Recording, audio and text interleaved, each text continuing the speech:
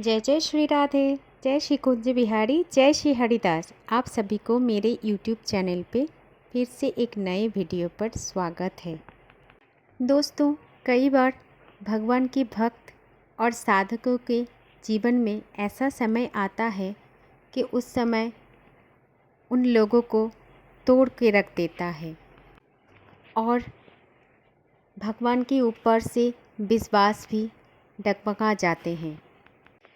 कई सारे भक्त तो ऐसे भी होते हैं कि भगवान का नाम लेना ही छोड़ देते हैं, एकदम से नास्तिक हो जाते हैं, क्योंकि वो उन परिस्थितियों को सहन नहीं कर पाते और ना ही वो ये समझ पाते हैं कि उनके साथ ये सब क्यों हो रहा है और क्या हो रहा है।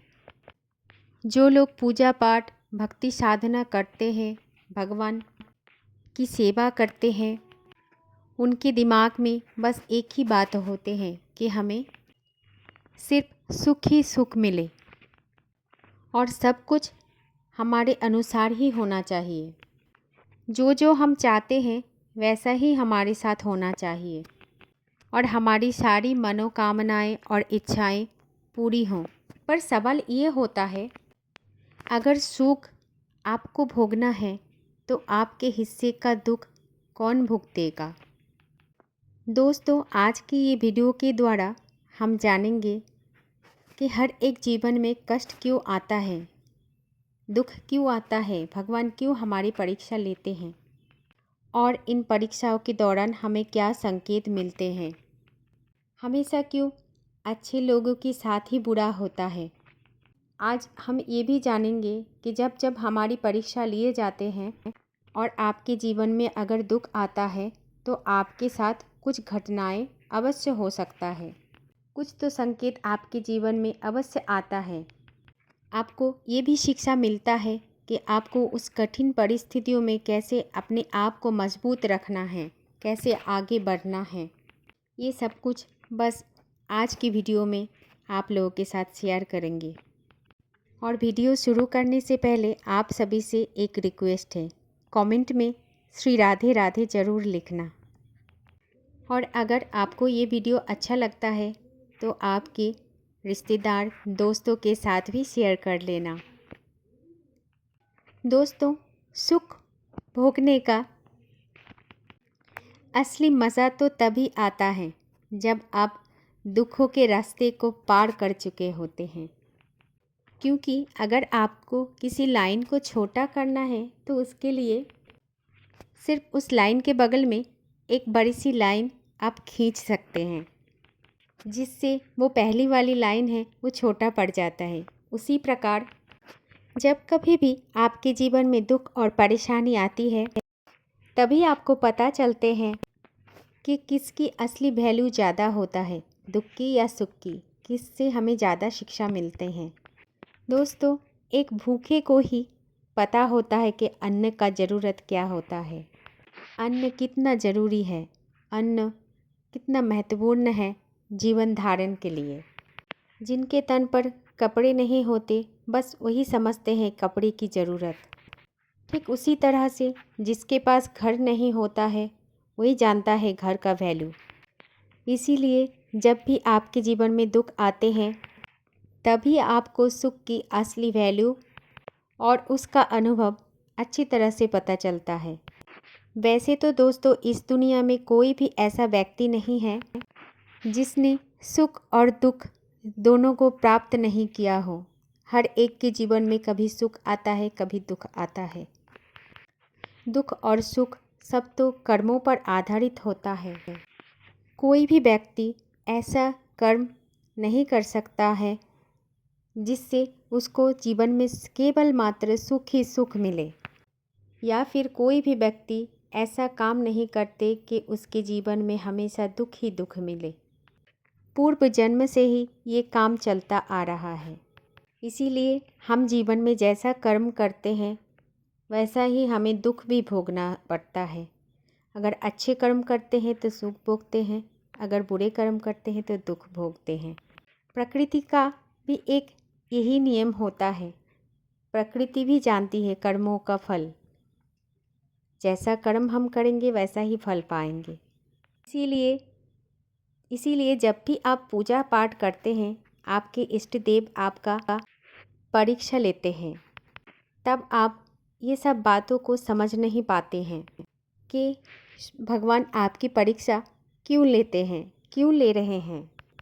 कई लोग तो ऐसे होते हैं जो पूजा भी इसके लिए करते हैं कि कभी उन्हें दुख का कोई पहाड़ ना आ जाए, कभी उसे दुख ना भोगना पड़ जाए।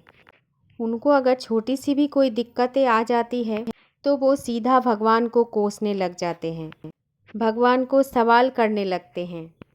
ऐसा बोलते हैं कि मैं तो आपकी इतना पूजा करता हूँ, इतना भक्ति करता हूँ, बहुत ज़्यादा पूजा पाठ करती हूँ, फिर भी मेरे साथ ऐसा क्यों होता है। मैं तो आपकी बहुत बड़ी भक्त हूँ, फिर भी मेरे जीवन में इतना समस्याएं क्यों आते हैं। ये सब कारण के लिए मैं आपको उदाहरण के तौर पर एक कहानी सुनाना चाहती हूँ। एक व्यक्ति था जो भगवान की बहुत ज़्यादा पूजा पाठ करता था। एक बार उसके पैर में मोच आ जाते हैं और वो चलने में थोड़ा सा असमर्थ हो जाते हैं।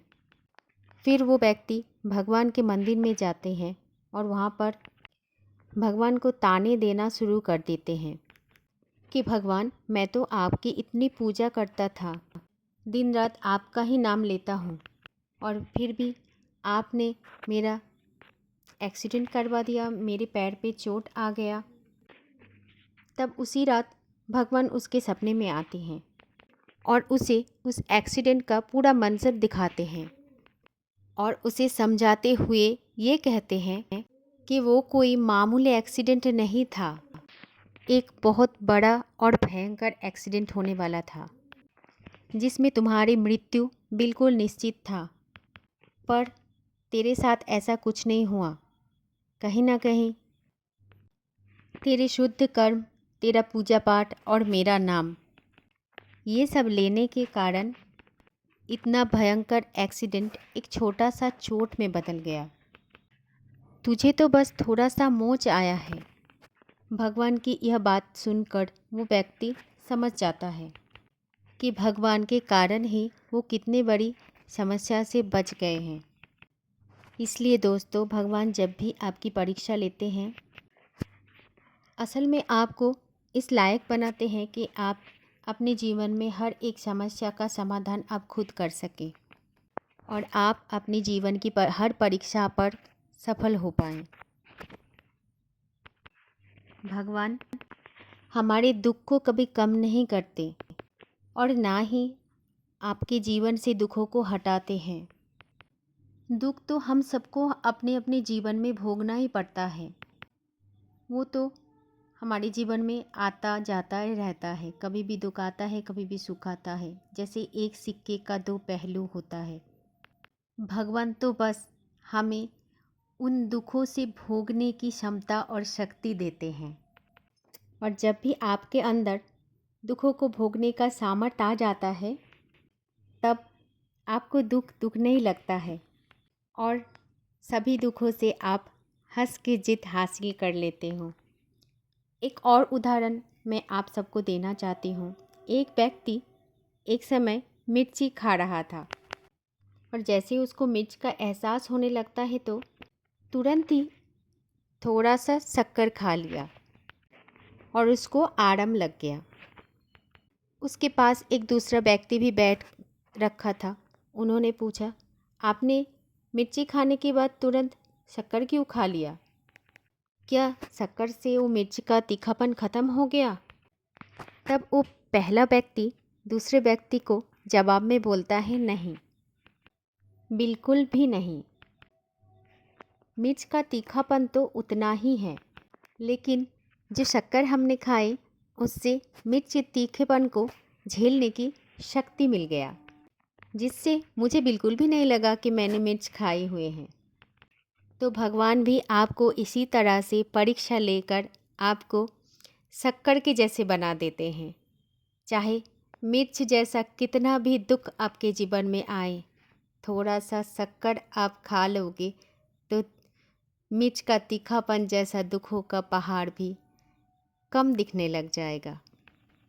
भगवान हमारे जीवन में जो भी कुछ करते हैं सभी में अच्छा ही होता है। वो हमें हर समय बस सिखाते हैं कि हमें जीवन का युद्ध कैसे लड़ना है और हमें विजय प्राप्त भी करना है। इसीलिए कभी भी जीवन में दुख आने पर भगवान को दोष मत देना, भगवान को कोसना बंद करें और हमेशा अपने कर्मों पर ध्यान दें। सही जगह पे हमेशा अपनी बुद्धि और विवेक का इस्तेमाल करें और भगवान के ऊपर संपूर्ण विश्वास रख के आगे बढ़िए। राधे राधे। जय श्री कृष्ण, जय श्री कुंज बिहारी, जय श्री हरिदास।